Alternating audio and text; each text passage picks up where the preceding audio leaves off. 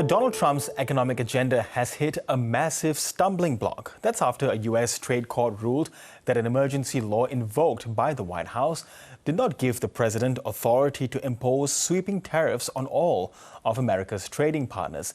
Max Yeoli is a senior research fellow in the U.S. and America's program at Chatham House, and he joins me now from London. Max, good to have you with us today. Now, this is such a huge decision by the Court of International Trade. What was the key basis of its ruling to block Trump's Liberation Day tariffs?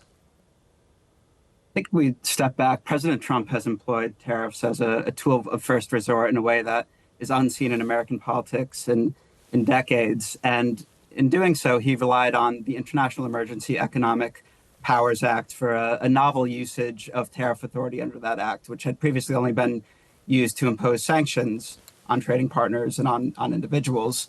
I think the court, in looking at his use of that act, thought that he exceeded his authority in imposing tariffs on dozens of trading partners, quite high in some instances, under the auspices of a national emergency, which I think the court here found was not justified, and in doing so, agreed to set aside those tariffs. Though, of course, the administration has already appealed that ruling, and we have certainly not heard the last of it yet.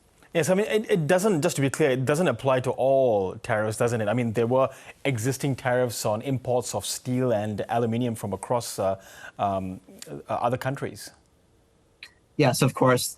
The administration has a robust economic toolkit that it can use to coerce and impose leverage on trading partners to defend national security interests.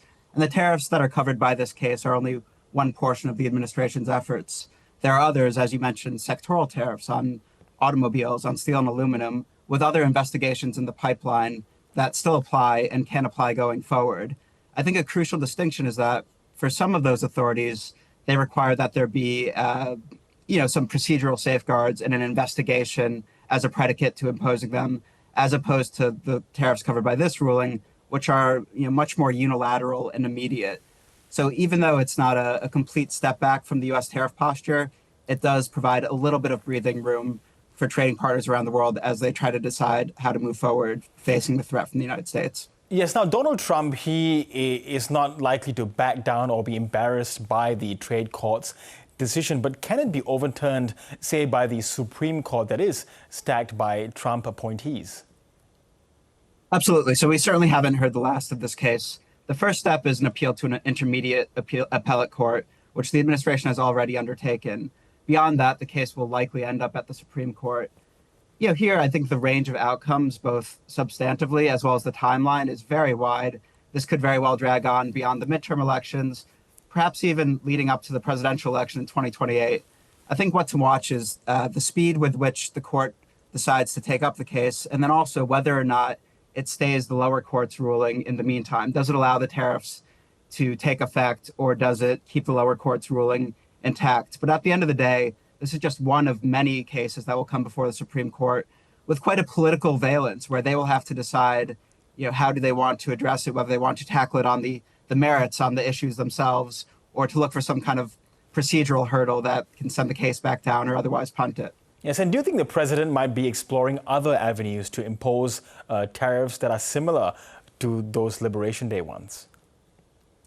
Yes, as we touched on, there are sectoral tariffs that the president can use to investigate and then impose tariffs on particular goods globally on the basis of national security threats. But there are other tools, some of which are more immediate and do not require that predicate investigation. And I imagine that the president, who enjoys having leverage over trading partners and uses it generously, to say the least, will be exploring those options and trying to determine a path forward to preserve his policy objectives despite the setback. Yes, on other matters in the White House, we saw that Elon Musk, he'll be leaving his role with Doge, but not before taking a swipe at Donald Trump's tax bill, saying it has undermined his efforts to rein in the budget deficit. What's happening in the background as far as the relationship between these two big egos are concerned? Yes, certainly a relationship between two idiosyncratic men, big egos, with between them quite a huge amount of wealth, political power, and attentional power when you think of Musk's social media platform. So I wouldn't want to insert myself in that relationship or try to read between the lines. But I think what's clear is that, there's been some fraying of the relationship, but they still very much need each other in some respects. With two principals with such egos, it was perhaps to be expected that, Musk would weigh on Trump's political fortunes, perhaps grate on him personally. And then in reverse, that Trump might drag down Musk's businesses with his somewhat incoherent economic agenda. I think what's most surprising is actually what should be most typical in a normal administration, which is that Elon Musk is stepping back from his special government employee duties within the timeline that's actually contemplated by the statute, which is quite remarkable, again, how typical it is, considering that his presence in foreign negotiations, at cabinet meetings, and otherwise really represented an atypical dynamic, a lack of transparency, and the emergence of conflicts of interest that are somewhat unprecedented. Yes, of course, with Musk not going out too quietly in this aspect, do you see Donald Trump in the near future sort of biting back in the context of, how much Elon Musk needs China for his own ambitions with Tesla?